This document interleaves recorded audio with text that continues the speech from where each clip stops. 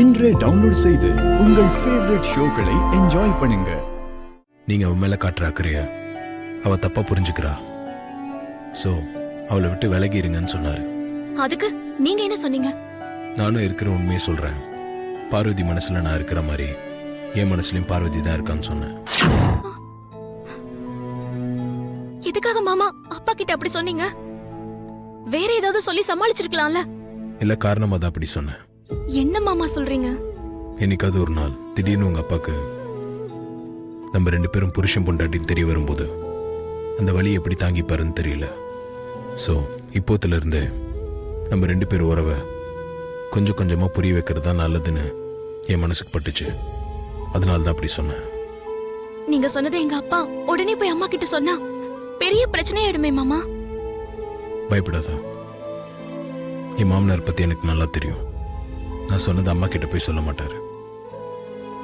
அவருக்கு அந்த அளவுக்கு தைரியம் கிடையாது. உன் அப்பா கிட்ட சொன்னதான் உன்கிட்டே சொல்றேன். எல்லாம் நான் பாத்துக்கிறேன். நீ இந்த ஃப்ரூட்ஸை சாப்பிடு.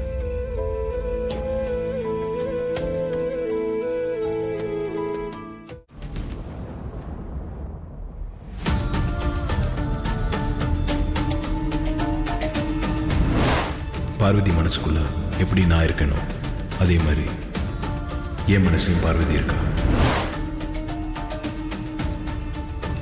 என்ன இந்த விசுவாசம் ரொம்ப தான் தயங்கி நிக்கிறான். போட்ட மந்திரம் வேலை செய்யுதோ?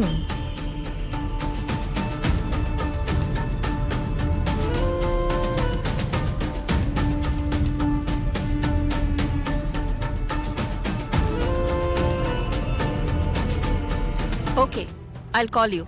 Bye. என்ன சுந்தரம்? அம்மா, என்னமோ தயங்கி தயங்கி நிக்கிற? என்கிட்ட ஏதாவது சொல்லணுமா? ஆமாம்மா.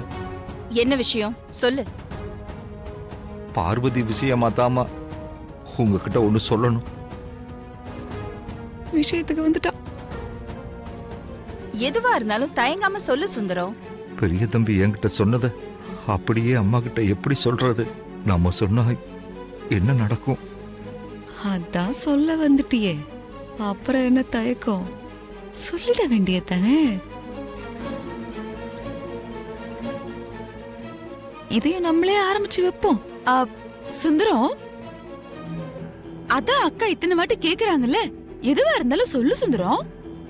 அத எப்படி சொல்றதுன்னு எனக்கு தெரியலம்மா.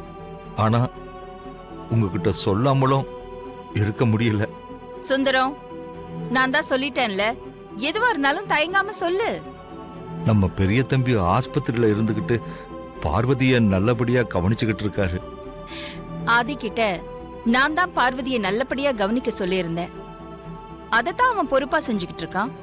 நீங்க சொன்ன மாதிரி பெரிய தம்பி பொறுப்பா தான் நடந்துகிட்டு இருக்காரு. ஆனா பாக்குறவங்க பொறுப்பில்லாம பேசுறாங்கம்மா. அப்படி வா, அப்படி சொல்லு. என்ன சொல்ற சுந்தரம்? யார் என்ன பேசினாங்க? எப்படி யார்கிட்ட சொல்றதுன்னு தெரியாம தவிச்சிட்டு இருந்தாரு. உங்ககிட்ட சொல்லான்னு வந்துட்டாரு. உங்க முன்னாடி இதெல்லாம் பேசுறதுக்கு தைரியம் வேணும்லக்கா. அதான் பாவம் பயந்து தயங்கி அப்படியே நிக்கிறாரு. நீங்க கேட்டீங்கன்னா சொல்லிடுவாரு. சுந்தரம், மத்தவங்க பேசுறதையெல்லாம் விட்டு தள்ளு. நீ ஆதிய பத்தி தப்பா நினைக்கிறியா? ஐயோ, அப்படியெல்லாம் எதுவும் இல்லம்மா. நான் பெரிய தம்பிய தப்பா நினைப்பேனாம்மா. இருந்தாலும் ஊர்வாயம் மூடணும். அதுக்காக பெரிய தம்பி ஆஸ்பத்திரிக்கு வர்றத குறைச்சுக்கிட்டா நல்லா இருக்கும்மா. அக்கா, எனக்கு கூட சுந்தர சொல்றதுதான் சரின்னு என் மனசு.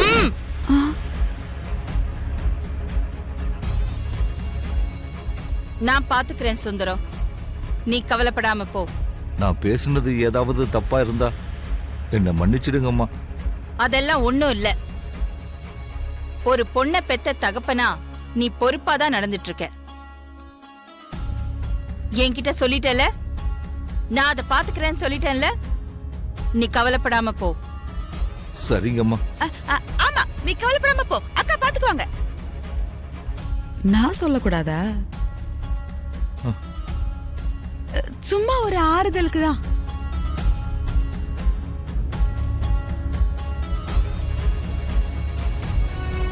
பார்வதியை பார்க்கறதுக்காக ஹாஸ்பிட்டல் போயிருந்தாம்மா. நீங்க டிஸ்சார்ஜ் பண்ணி கூட்டு போயிட்டு தான் டாக்டர் சொன்னாரு. என்னாச்சுமா? ஏன் ஒரு வாரத்துக்கு கூட சொல்லாம இப்படி பார்வதி அவசரமா டிஸ்சார்ஜ் பண்ணி வீட்டுக்கு கூட்டு வந்துட்டீங்க? எல்லாம் பார்வதியோட நல்லதுக்கு தான் ஆதி.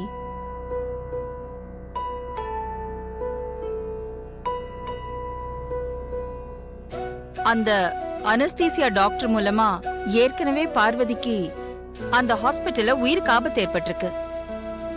மறுபடியும் ஹாஸ்பிட்டல்ல அந்த மாதிரி எதுவும் ஆபத்து ஏற்பட்டுற கூடாதுங்கிறதுக்காக தான் நான் டிஸ்சார்ஜ் பண்ணி வீட்டுக்கு கூட்டிட்டு வந்துட்டேன்.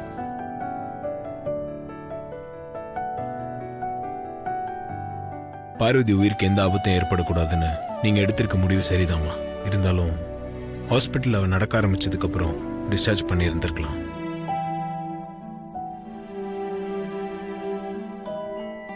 என்ன சொல்ற ஆதி? நான் என்ன பார்வதி விஷயத்துல அவசரப்பட்டுட்டேனா? நான் அந்த அர்த்தத்துல சொல்லம்மா.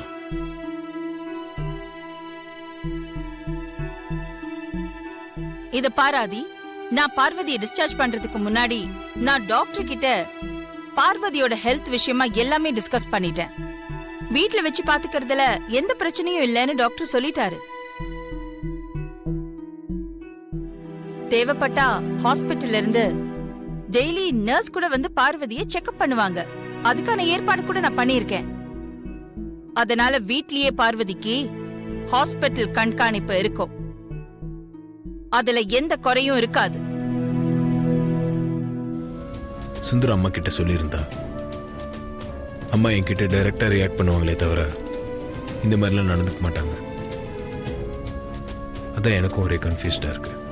அகிலாமா இப்படி நடந்துக்கிறதுக்கு பின்னாடி ஒருவேளை அப்பா இருப்பாரோன்னு என் மனசுல ஒரு குழப்பம் இருக்குடா கணேசா. என்னக்கா சொல்ற? மாமா அப்பா கிட்ட பார்வதி மனசுல நான் இருக்கிற மாதிரி என் மனசுலயும் பார்வதி இருக்கான்னு சொல்லிருக்காரு. இது எப்பக்கா நடந்துச்சு? ஹாஸ்பிட்டல்ல வச்சு நடந்திருக்கு. அது எனக்கே தெரியாது. மாமா அப்புறமா வந்து என்கிட்ட விஷயத்த சொன்னாரு.